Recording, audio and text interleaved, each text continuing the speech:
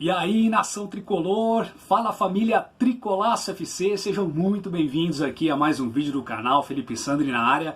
Acabou agora, cerca de alguns instantes, terceira vitória seguida do São Paulo, quem diria, São Paulo 2, Corinthians 1, lá no estádio do Morumbi, jogo válido pela sexta rodada do Campeonato Brasileiro, e um jogo que começou a se desenhar no início muito favorável ao São Paulo, né?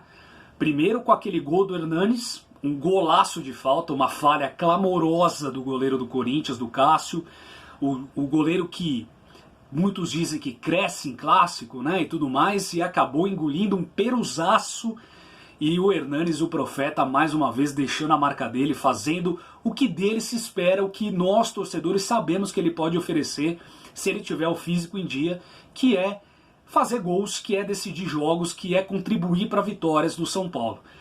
O São Paulo, o Fernando Diniz escalou novamente, mantendo a dupla de zaga que vem se mostrando a cada jogo, uma dupla de fato, um achado do Fernando Diniz, e isso a gente não pode deixar de falar.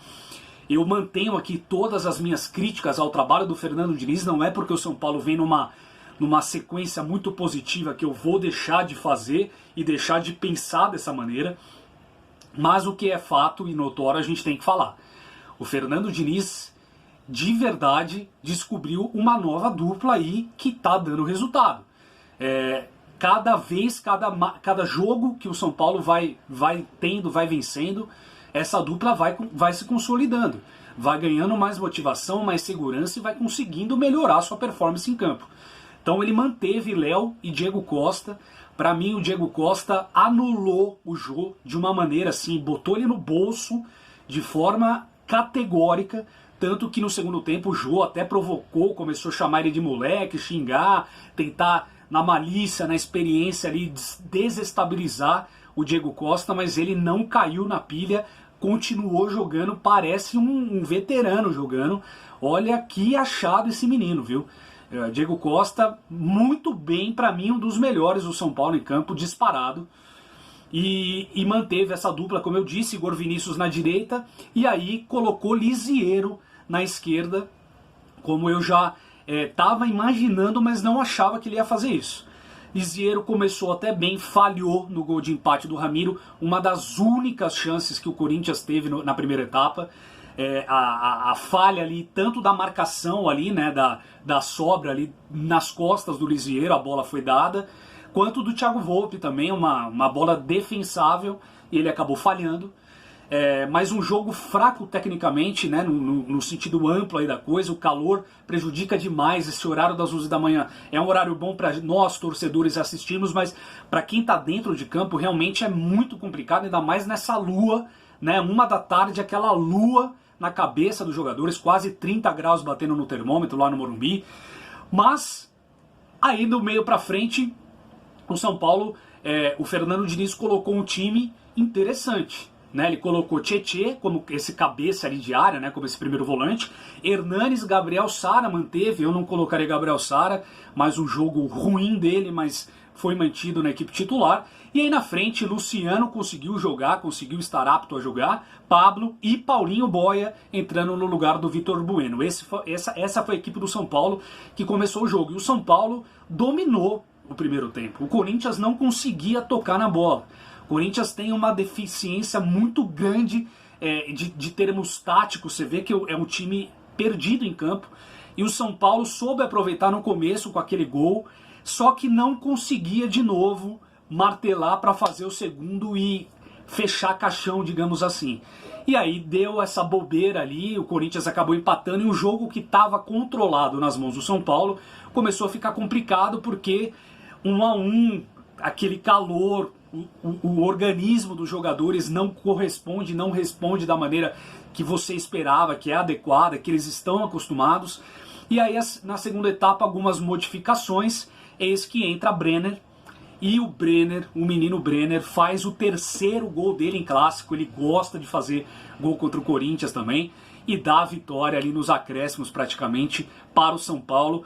Corinthians, que sempre faz gol nos acréscimos contra o São Paulo, agora bebeu da mesma fonte. São Paulo 2-1, merecida a vitória do São Paulo. Se o São Paulo saísse com um empate, seria um resultado ruim pelo que tivemos dentro de campo. O São Paulo não jogou aquelas mil maravilhas. Acho que por conta dos desfalques, acho que por conta também desse novo modelo de jogo que o Fernando Diniz está tentando implementar e ainda a coisa não está andando, e muito por causa do calor, no horário diferente, o organismo responde de outra forma e tudo mais. Então seria um resultado ruim, porque o Corinthians jogou muito mal comparado com o São Paulo. E o São Paulo é agraciado, né, pelos deuses do futebol aí no segundo tempo, no finalzinho ali do jogo, 2-1, que sacramenta a vitória, a terceira vitória consecutiva dessa equipe do São Paulo. 1-0 contra o Sport, 1-0 contra o Atlético Paranaense, 2-1 contra o Corinthians. Uma sequência que seria a sequência talvez que cortaria a cabeça do Fernando Diniz. Ela é uma sequência que dá um respiro e dá uma tranquilidade, por que não, agora, para o Fernando Diniz comandar o São Paulo nos próximos jogos aí no restante. Porque como que você vai tirar agora um treinador que, por mais que eu também tenha ressalva, sim, não seria o meu treinador, né, para o São Paulo. Ele conseguiu agora de uma forma encaixar uma equipe e uma mentalidade pelo resultado, e é isso que tem que ser. O São Paulo precisa vencer jogos, o São Paulo precisa ser campeão, independente se está dando bicão, se está jogando por uma bola ou não. O São Paulo passa por vacas magras, gente. É um período que a gente tem que vencer com o que a gente tem. E não adianta tentar ficar implementando uma filosofia, um jeito de jogar, uma coisa mágica, um futebol de encher os olhos. Não adianta, porque a fila bate na porta. E o São Paulo é um clube doente pela sua má administração. Então o que precisa fazer nesse momento? Ganhar jogos. E é isso que o Fernando Diniz vai conseguindo fazer. E é isso que a gente fez mais uma vez. Linda vitória, importantíssima vitória. Uma vitória que dá moral, sim. O São Paulo chega agora a 13 pontos.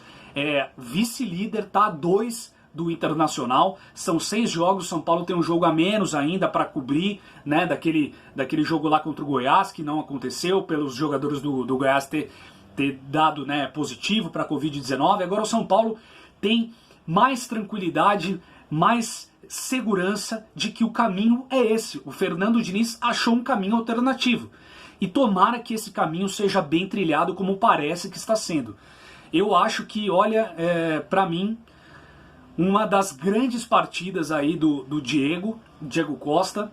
O menino vai ganhando força, vai ganhando peso, vai ganhando participação efetiva e respeito ali, e vai incomodando medalhões, como incomodou hoje o Jô, botou no bolso o Jô.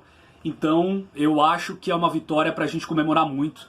Torcedor São Paulino que tá aí com a cabeça inchada há uns bons anos, comemora, gente. Não é nenhum título, não é nada de extraordinário. É mais uma vitória importante, mas é uma vitória que dá um gosto bom, é uma vitória que dá uma esperança, é uma vitória que deixa um sabor muito gostoso, né, para nós torcedores, de que se o futebol não está sendo tão bem jogado, nenhum time do Brasil está jogando futebol tão bem jogado, então que as vitórias venham e que a gente consiga consolidar e tornar um time competitivo como o São Paulo está sendo. É isso, gente. Grande abraço para todo mundo. Bom final de semana, bom finalzinho de domingo. E ó, isso aqui é para respeitar, tá bom? Grande abraço.